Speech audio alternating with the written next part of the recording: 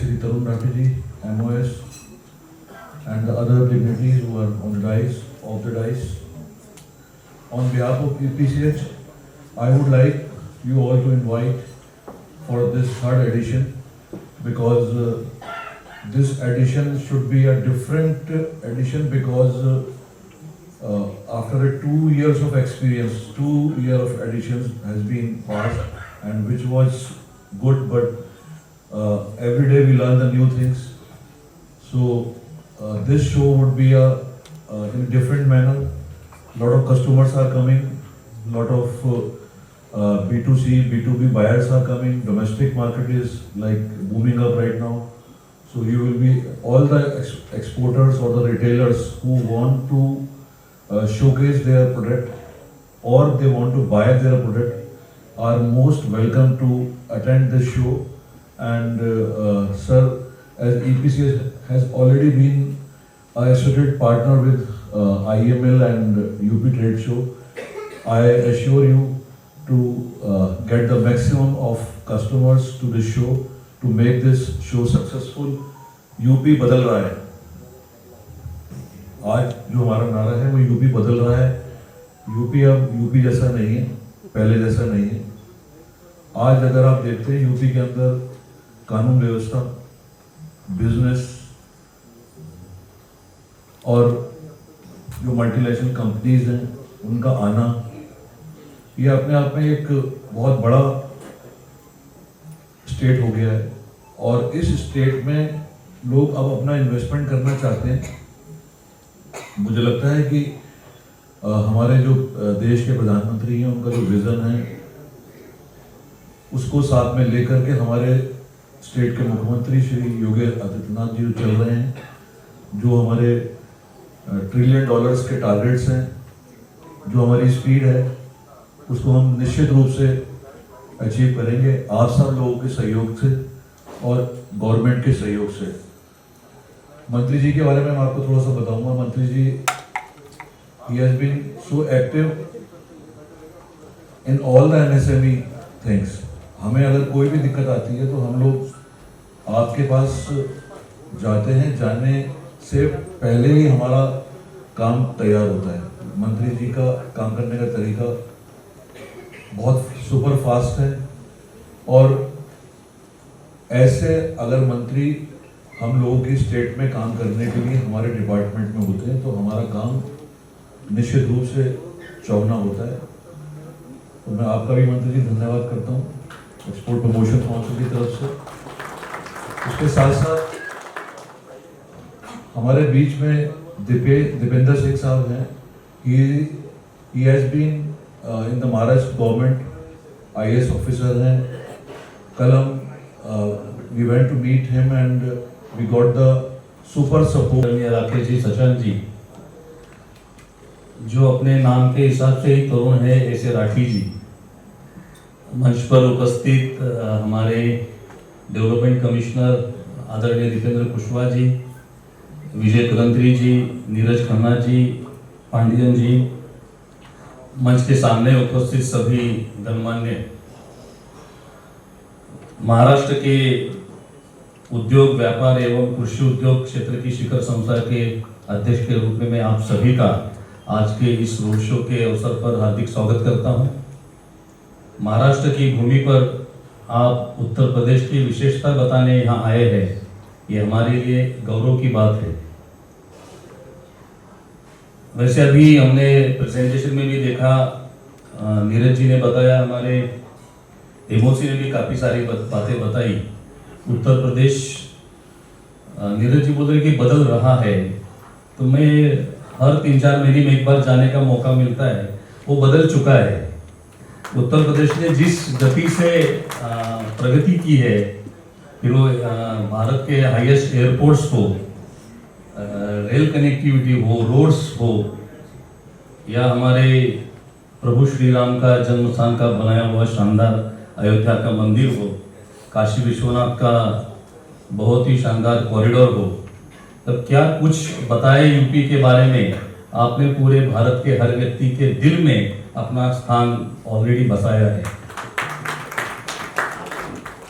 उत्तर प्रदेश वैसे तो कई सालों से हमारे रोजमर्रा की जीवन में व्याप्त है, फिर वो आगरा का पेठा हो, कानपुर के जूते हो, या मुरादाबाद के हमारे ब्रासवेयर हो, लखनऊ की चिकन की गारमेंट हो। ऐसी कई सारी चीज़ें हैं जो अपने आर्ट और क्राफ्ट के माध्यम से महाराष्ट्र ही नहीं पूरे भारत ही ने विश्व के विभिन्न स्थानों पर अपना एक अलग स्थान बनाया हुआ है। महाराष्ट्र और यूपी का एक गहरा रिश्ता है। यूपी ने महाराष्ट्र को बहुत कुछ दिया है। महाराष्ट्र आज भी उद्योग के क्षेत्र में भारत में अव्वल स्थान पर है, अपना स्थान बनाए हुए है। हो सकता है आप निकट भविष्य में ओवरटेक कर ले, लेकिन हमने एक ऐसा व्यक्ति यहाँ पकड़ के रखा है जो हमारा पहला नंबर जाने नहीं देता, वो है हमारे दीपेंद्र जी कुशवाहा। वो भी आपकी उत्तर प्रदेश की हमें मिली हुई देन है। इतने उत्तर प्रदेश की भूमि में क्या विशेषता है पता नहीं, बहुत सी उच्च कोटि की बुद्धिमत्ता वाले लोग आपने पूरे भारत को दिए हैं। देश को चलाने वाले सर्वाधिक प्रधानमंत्री तो आपने दिए ही है। आज के प्रधानमंत्री भी यूपी होके ही दिल्ली के उस स्थान पर पहुंचे हैं, तो निश्चित ही उत्तर प्रदेश की भूमि की कुछ विशेषता है जो आप इतने आगे अग्रस्थान पर हमेशा ही रहे हैं इस देश को आगे ले जाने में। जब हमारे प्रधानमंत्री वसुधैव कुटुंबकम की बात करते हैं तब उत्तर प्रदेश की भूमिका इस विकसित भारत के अंदर निश्चित ही बहुत महत्वपूर्ण है। महाराष्ट्र की ओर से जैसे नीरज जी ने बताया कि हमारे डीसी इतने एक्टिव है, जो मैं अध्यक्ष बना हूँ 3 साल से, मैं उस दिन से देख रहा हूँ इनको जिस प्रोएक्टिवली इंडस्ट्री के हर सब्जेक्ट को वो टैकल करते हैं महाराष्ट्र में। आज हम जो भी एक स्मूथली जाते हैं उसके पीछे इनका हाथ है। और एक ऐसे अधिकारी है, ये तो अभी डीसी है, इसके पहले जिस पोस्ट पर रहे वहाँ के लोग हमें फोन करके बता दे रहे कुशवाहा साहब है तो फिर आपको कोई टेंशन की बात ही नहीं है। एक अधिकारी का एक पॉजिटिव अप्रोच वाला वहाँ प्रेजेंस होना बहुत मायने रखता है। अभी 4 दिन पहले हमने चीफ सेक्रेटरी के साथ इंडस्ट्री के इश्यूज के ऊपर जब मीटिंग की तब इनके रिलेटेड कोई ऐसा इशू आया नहीं कि हमें कुछ बोलना पड़े। इन्होंने ऐसा कोई इशू रखा ही नहीं कि हमें इनसे कुछ और अलग से उस मीटिंग पे बात करना पड़े। जिनके बारे में था उनको तो सुनना भी पड़ा उस मीटिंग में। गांधी जी, विजय कलेक्ट्री ji, Shri V Pandian ji, my colleague Vaibhav Waghmare, respected dignitaries and participants, thank you so much for giving me this opportunity. I extend my heartfelt gratitude to the government of UP for inviting me for this special occasion. आप सभी को बहुत बहुत बधाइयाँ इस international UP का जो road show है, ट्रेड शो है, इसको आयोजित करने के लिए। लास्ट ईयर भी मुझे इस कार्यक्रम में शामिल होने का मौका मिला और उस समय हमने निश्चित किया था कि इस तरह के शो में हम डेफिनेटली पार्टिसिपेट करेंगे और महाराष्ट्र भी इस तरह के रोड शोज या ट्रेड शोज आगे ऑर्गेनाइज करेगा। तो ये एक आइडिया है जिसको महाराष्ट्र यूपी से सीख रहा है। सर, यूपी ओडीओपी में पायोनियर रहा है और यूपी से सीखने के बाद महाराष्ट्र ने ओडीओपी स्कीम को फॉर्मलाइज किया, ओडीओपी स्कीम में काम किया और हमें खुशी है ये बताते हुए कि इस साल जो पिछले महीने में नेशनल लेवल पर जो अवार्ड्स डिस्ट्रीब्यूट हुए थे उसमें महाराष्ट्र को यूपी के साथ गोल्ड का अवार्ड मिला है ओडीओपी कैटेगरी। किसी भी राज्य में जैसा अभी पांडियन जी ने बताया लगभग 42 पॉलिसीज उनके स्टेट गवर्नमेंट में अलग अलग सेक्टर वाइज उन्होंने बनाई हैं। अभी हर स्टेट लगभग इंडस्ट्री को प्रमोट करने के लिए पॉलिसी के फील्ड में कंटिन्यूस काम कर रहे हैं। अगर हम महाराष्ट्र की बात करें या कंटिन्यूसली यूपी की बात चल रही है तो मेरा फर्ज बनता है कि मैं थोड़ी सी बात महाराष्ट्र की रखूं। सर, अभी महाराष्ट्र में इस अगले 1 महीने के अंदर 10 बड़ी पॉलिसी जो इंडस्ट्री से रिलेटेड हैं वो आने वाली हैं। उनके ड्राफ्ट ऑलरेडी प्रिपेयर हो चुके हैं। आप सभी लोगों का उसमें बहुमूल्य योगदान रहा उन सभी ड्राफ्ट को प्रिपेयर करने में। वो ड्राफ्ट तैयार होकर गवर्नमेंट के पास जा चुके हैं। Most likely with in a month or so this policy will come. Other than policy, infrastructure आप सभी को पता है, जैसे यूपी में इंफ्रास्ट्रक्चर के काम के बारे में बताया, दुनिया का मतलब एशिया का सबसे बड़ा एयरपोर्ट है, एक्सप्रेस हाईवेज हैं। उसी तरह से महाराष्ट्र में समृद्धि एक्सप्रेस हाईवे है, नवी मुंबई एयरपोर्ट है, और 4-5 इंटरनेशनल एयरपोर्ट हैं, वाघन का एयरपोर्ट है, कोस्टल रोड है, अटल सेतु है। ऐसे बहुत सारे इंफ्रास्ट्रक्चर के ऐसे बड़े बड़े प्रोजेक्ट्स हैं जिनको अगर मैं गिनाने जाऊंगा तो मेरे ख्याल से 2 घंटे का समय कम होगा। ये कोई कंपटीशन नहीं है, ये एक दूसरे को पीछे छोड़ने की रेस नहीं है, ये पूरे देश को आगे ले जाने के लिए हम एक साथ मिल के काम कर रहे हैं, जिससे कि इंडस्ट्री को सपोर्ट मिले और हम सभी आगे बढ़े। यूपी की बात की, महाकुंभ की बात की, मैं तो ऐसी बहुत सारी सिमिलरिटीज यूपी और महाराष्ट्र में देखता हूँ। महाकुंभ यूपी में प्रयागराज में होता है, उसी तरह का महाकुंभ नासिक में महाराष्ट्र में होता है। यूपी का अभी जस्ट कंप्लीट हुआ है और महाराष्ट्र अगले मतलब 2 साल 2027 में ये करने वाला है। इंडिया के माननीय प्रधानमंत्री जी के मार्गदर्शन में हम सभी देश में तरक्की कर रहे हैं, तो अगर हम देखते हैं कि उसके बाद इस देश में जो सबसे डायनेमिक लीडर्स हैं तो उनमें महाराष्ट्र के मुख्यमंत्री महोदय और यूपी के मुख्यमंत्री महोदय, इन दोनों के नाम आते हैं। आज यहाँ पे बात हो रही है हैंडीक्राफ्ट्स की, तो मैं धन्यवाद देना चाहूँगा यूपीसीएच को कि इस तरह के प्रोग्राम वो ऑर्गेनाइज करते हैं, हमें उसका हिस्सा बनाते हैं और कंटिन्यूसली हमें सपोर्ट करते हैं या हमें आगे आने के लिए कई बार मजबूर करते हैं, और वो मजबूरी हमें खुशी प्रदान करती है। करण जी बैठे हैं, नीरज जी हैं और उनकी पूरी टीम है, मैं उनको एक बार बहुत धन्यवाद देना चाहूँगा गवर्नमेंट ऑफ महाराष्ट्र की तरफ से कि उनके सहयोग से हम आगे जाने की कंटिन्यूसली कोशिश कर रहे हैं। नीरज जी ने जैसे बताया कि सेंटर ऑफ एक्सीलेंस या हैंडीक्राफ्ट या एमएसएमई के लिए जो इंक्यूबेशन सेंटर्स बनाने हैं, तो उसके लिए गवर्नमेंट ऑफ महाराष्ट्र की तरफ से हमने कमिटमेंट दिया है कि उनको रेडी कंस्ट्रक्टेड। इस रोड शो में उपस्थित हमारे बीच में श्री तरुण राठी जी, नीरज खन्ना जी, विजय कालांत्री जी, हमारे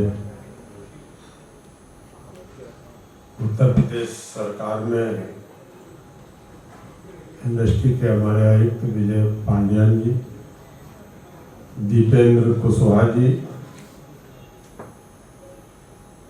हमारे बीच में श्री ललित गांधी जी,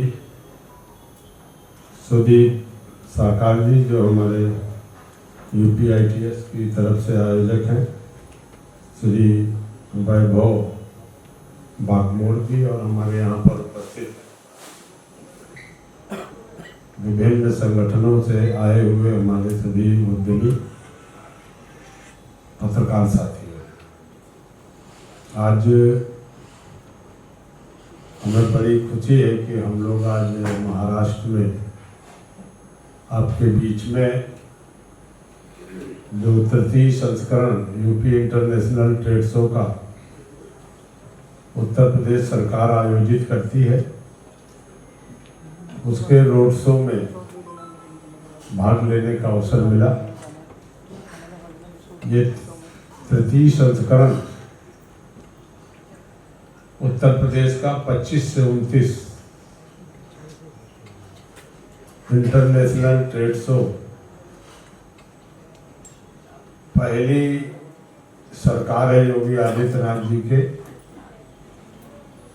नेतृत्व में, माननीय मोदी जी के मार्गदर्शन में उत्तर प्रदेश ने अपना ट्रेड शो का आयोजन करने का निश्चय किया, जिसका 33 संस्करण में आप सभी को हम आमंत्रित करने आए। आज उत्तर प्रदेश लगातार प्रगति पर है। कई लोगों ने कहा कि प्रदेश बदल रहा है, लेकिन प्रदेश बदल नहीं रहा, प्रदेश बदल चुका है। किसी भी प्रदेश में रोजगार के लिए कृषि के बाद सबसे बड़ा सेक्टर एमएसएमई का होता है। उत्तर प्रदेश में 96 लाख एमएसएमई इकाइयां हैं और लगभग 2 करोड़ लोगों को रोजगार देने का काम एमएसएमई उत्तर प्रदेश में कर रहा है। और उद्योगों की प्रगति के लिए प्रदेश में इंफ्रास्ट्रक्चर का डेवलपमेंट मूल आधार है। आज उत्तर प्रदेश में कनेक्टिविटी में रोड कनेक्टिविटी, आपकी रोड में जितने भी हाईवे हैं, बहुत सारे लोग यहाँ उत्तर प्रदेश से 17 के पहले और आज की स्थिति में उत्तर प्रदेश को देखेंगे तो पूरे प्रदेश में रोड के मामले में सबसे नंबर 1 स्थान उत्तर प्रदेश में है। कोई ऐसा हाईवे नहीं है जहाँ की गति 90-100 के नीचे काटा जाए। एक्सप्रेसवे सबसे बड़ा प्रदेश है एक्सप्रेसवे का।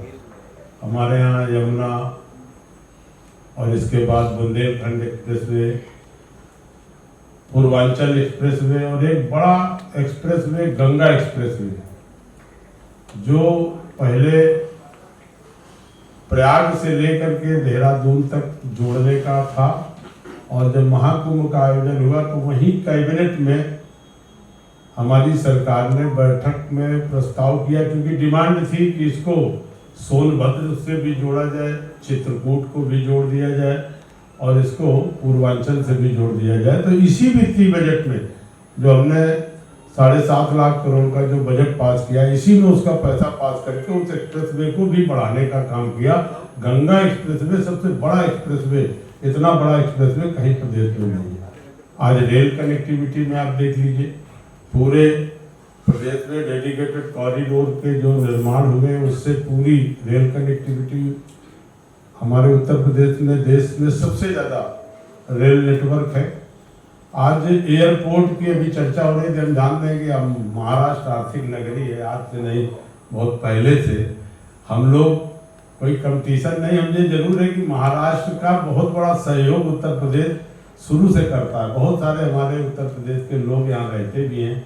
अभी मैं पिछले दिनों आया था तो बहुत सारे उद्यमी उत्तर प्रदेश के थे, MSME से जुड़े हैं। और हमारे कुशवाहा जी भी हमारे उत्तर प्रदेश बॉर्डर भिंड के ही हैं, एकदम इटावा के बगल के आपके उत्तर प्रदेश में। MSME को बढ़ाने में हमारे यहाँ पांडियन जी MSME के आयुक्त हैं, ये भी जब से हमारे विभाग में आए हैं तो वहीं कानपुर के हेड ऑफिस में रह करके इनका प्रयास है कि 75 जिलों में ही पूरी तरह से MSME को कैसे आगे ले जाए। तो जो उत्तर प्रदेश में बेसिक तौर पर कनेक्टिविटी है वो बेहतर है। आज जेवर एयरपोर्ट आप देख लीजिए, जो हम लोग 12 एयरपोर्ट उत्तर प्रदेश में 17 से 24 तक हम लोगों ने जेवर एयरपोर्ट शीघ्र ही प्रधानमंत्री जी का समय माननीय मुख्यमंत्री जी गए थे लेने, बहुत ही शीघ्र ही जेवर चालू हो रहा है। आपका बनारस कार्गो के हैं ये, अयोध्या 12 एयरपोर्ट हम लोगों ने संचालित किए। आपकी विद्युत आपूर्ति पहले 17 के पहले कुछ जनपदों में बिजली रहती थी, नहीं बाकी बिजली से लोग परेशान रहते थे। आज हम लोग विद्युत भी आपूर्ति करने में और विद्युत के उत्पादन में भी हमने निवेली लिग्नाइट कारपोरेशन काफी जगह पर प्रयास सरकार ने किया है और विद्युत की आपूर्ति उद्योगों